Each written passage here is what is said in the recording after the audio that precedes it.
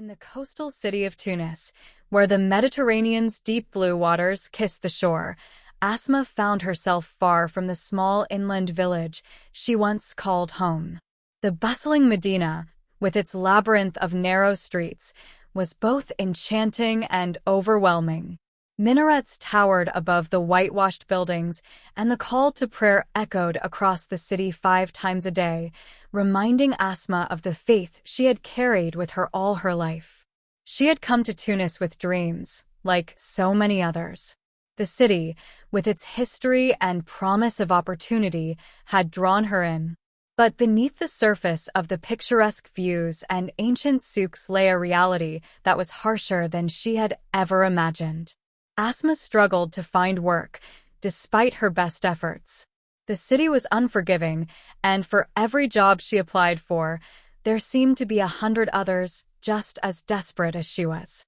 Her faith, which had once been her constant companion, now felt distant.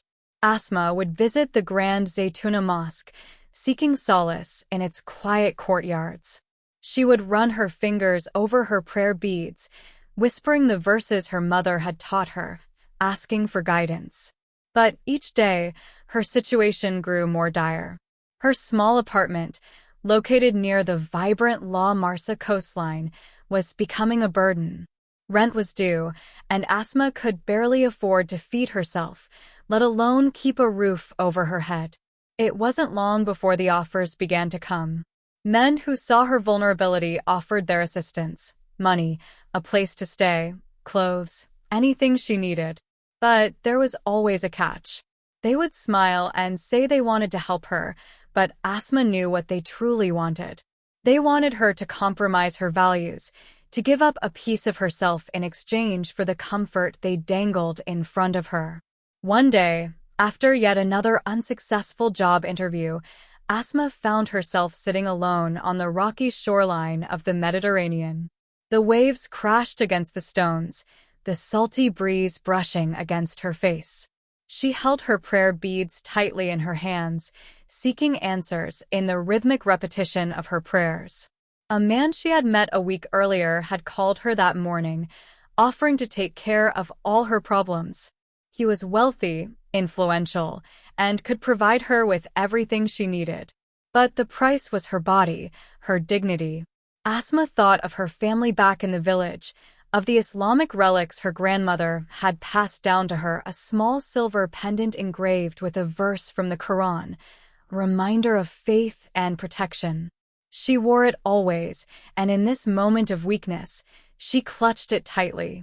She closed her eyes, letting the sound of the waves and the recitation of prayers in her heart calm her. But the city was relentless. The man continued to call, persistent in his offers. He wasn't the first, and Asma knew he wouldn't be the last. Each time, she was tempted. The thought of living in comfort, of escaping the daily struggle, was alluring. But then she would look at her pendant, and something inside her would remind her of who she was. She was more than her circumstances, more than the desperation that threatened to consume her. The breaking point came on a warm summer evening when Asma received a message from the man. He was hosting a lavish dinner at a private villa along the coast and wanted her to attend. It was his final offer, he said, a night of luxury, of fine food and wine, and afterward, all her problems would disappear. She stood in her small apartment, staring at the message on her phone, her heart pounding. Could she really say no again? Could she really continue to suffer when the solution was right in front of her? She looked out the window at the distant silhouette of the Zaytuna Mosque's minaret, glowing against the darkening sky. The call to prayer echoed through the streets, a reminder of her faith, of her connection to something greater than herself. Asma made her decision. She would meet the man, but on her terms. Dressed modestly in a traditional Tunisian jebba, with her pendant tucked under her clothes, Asma made her way to the villa. The night was warm, the air thick with the scent of jasmine and the sound of waves lapping at the shore. The villa was grand, illuminated by soft lights, with the Mediterranean stretching out into the darkness beyond. Inside, the party was in full swing, men and women dressed in the finest clothes, laughter and music filling the air. Asma found the man near the terrace, sipping on a glass of wine. He smiled when he saw her, a look of satisfaction in his eyes. He motioned for her to join him, and she did, but her resolve was firm. They talked for a while, the man weaving promises of a life free from worry, of all the things he could give her. But as he spoke, Asma's thoughts drifted to her pendant, to the faith that had guided her through every trial. She remembered the stories her grandmother had told her of the prophets, of their trials and temptations, and how they had remained steadfast in their faith. Finally, the man reached out, taking her hand in his. "You don't have to suffer anymore, Asma," he whispered. "You can have everything you've ever wanted."